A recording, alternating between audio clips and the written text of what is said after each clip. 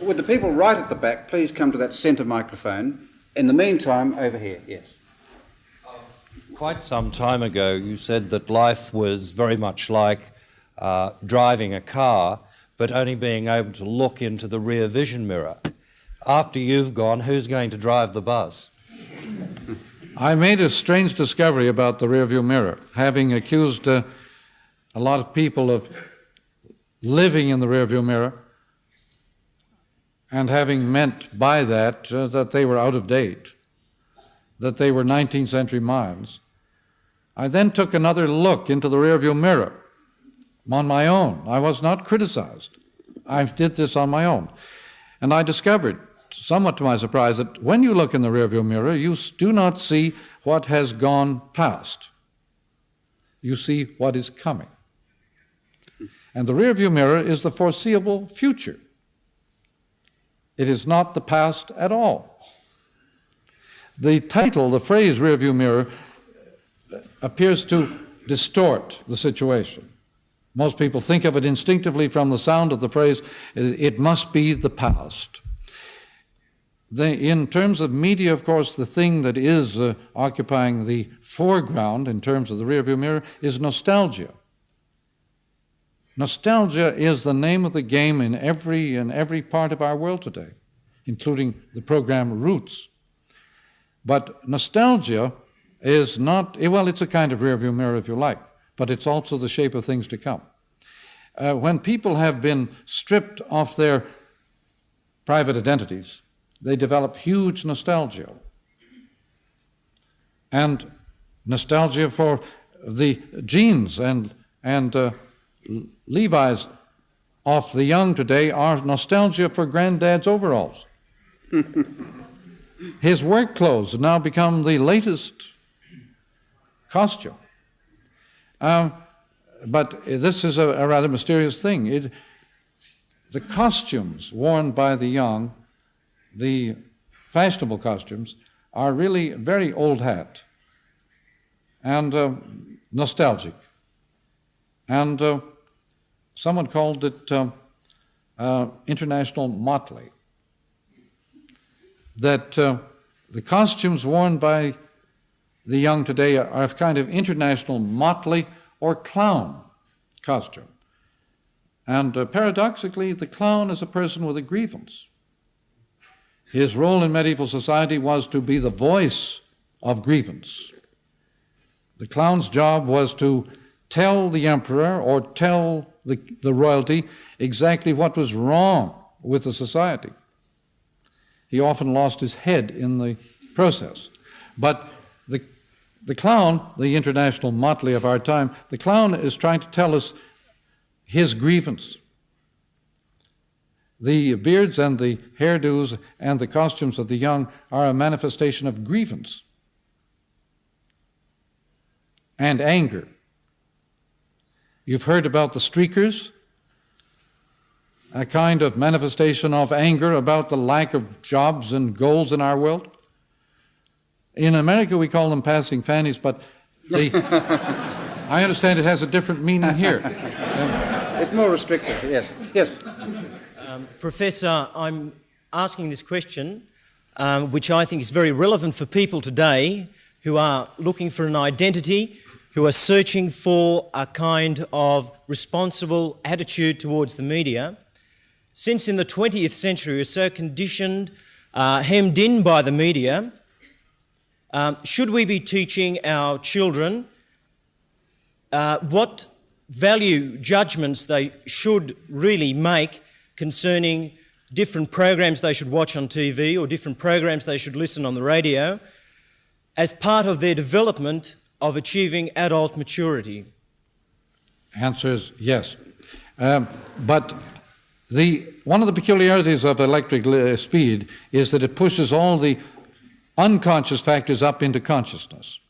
This began with Freud and Einstein back in 1900.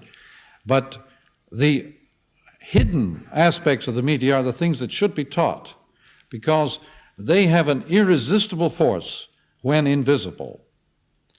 When these factors remain ignored and invisible, they have an absolute power over the user. So, yes, the sooner that the population, or the young or old, can be taught the effects of these forms, the sooner we can have some sort of reasonable ecology among the media themselves. What is desperately needed is a kind of understanding of the media which would permit us to program the whole environment so that, say, literate values would not be wiped out by new media. If you understand the nature of these forms, you can neutralize some of their adverse effects and foster some of their beneficent effects. This, we have never reached this level of awareness. We can never reach that level of awareness. I have been working for that for a long time. You may be surprised to hear that the Finnegan's Wake of Mr. James Joyce is one of the top guides to the effects of media. The work is entirely devoted to that theme. And the thunders in Finnegan's Wake are statements of the effects of particular media. The last thunder in Finnegan's Wake on page 424 is television. And with all its effects, social consequences carefully dramatized. Finnegan's Wake is a drama, it's a play. And the actors in the play are the media themselves. Very few Joyceans know this. In the fourth row, yes. Professor Mcluhan, up till now, while television may have dominated our minds and our lives, the actual box in the corner hasn't dominated our living room. But large screen television sets are being developed, screens, say, the size of a living room wall. Yeah. What effect do you think that will have? Will we tolerate giants watching us? It's I think, very important thing to keep in mind, very important question. I am not, personally, I haven't seen those big screens. They tend to have them out on the playgrounds or the playfields in America. They tend to have these great big screens for the game itself, so that you can watch the game on television while the game is in process. This is a kind of situation that I think it invites an enormous awareness of actual process to participate in the kind of replay of the thing while it is still ongoing.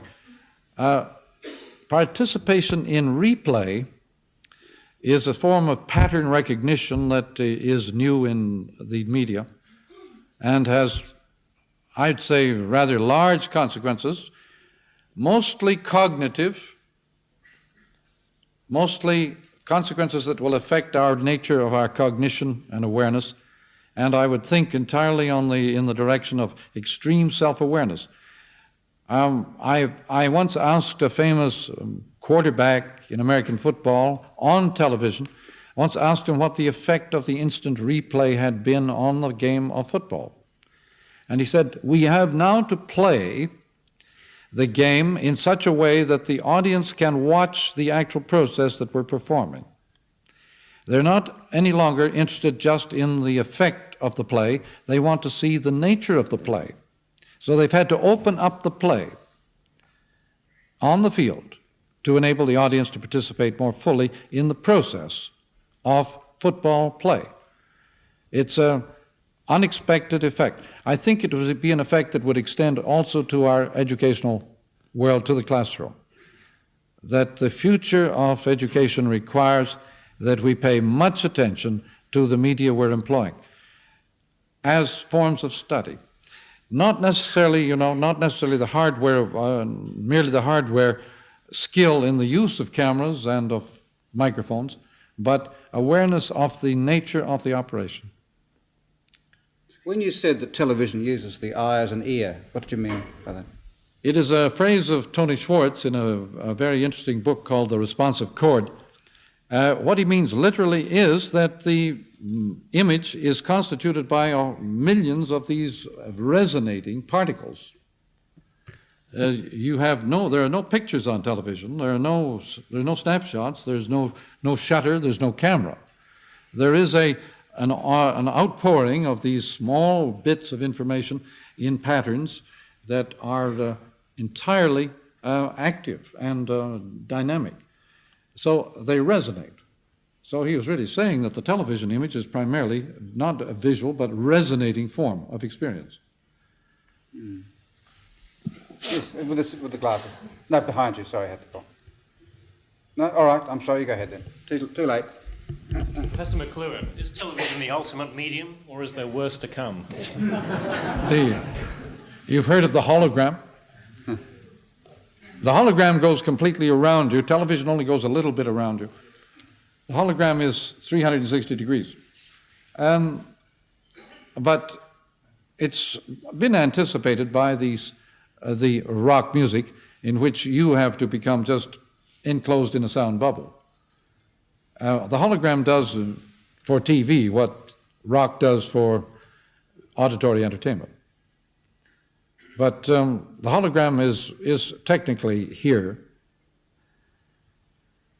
Yes, in the front row. Professor Mcluhan, earlier you spoke about us as going out rather for our privacy and coming home for the social aspect.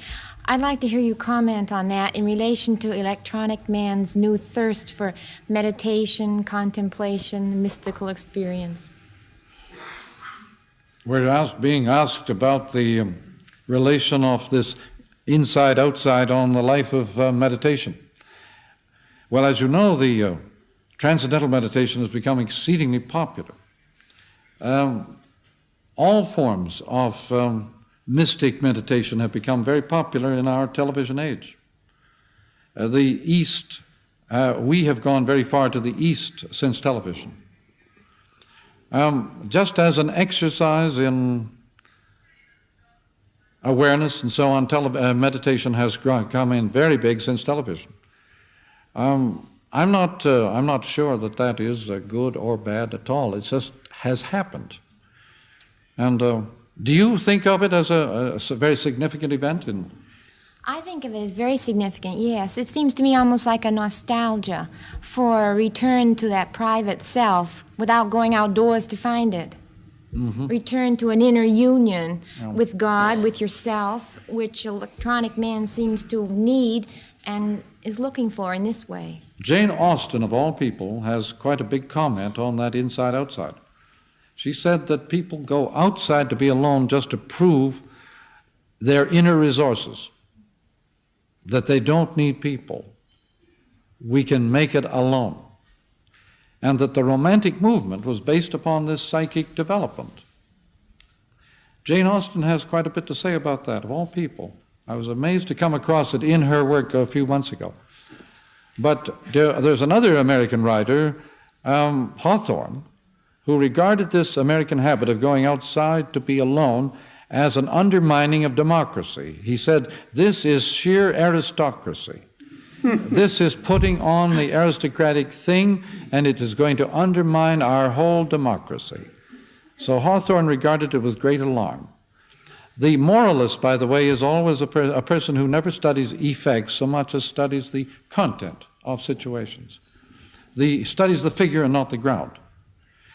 This, I think, is of great concern to advertisers who are here tonight in some numbers. Advertisers tend to study figure and not the ground. They tend to count noses rather than to estimate the pressures under the noses. The form of gnosis. Do we have an advertiser who would like to pick that up, or we haven't heard from one? No?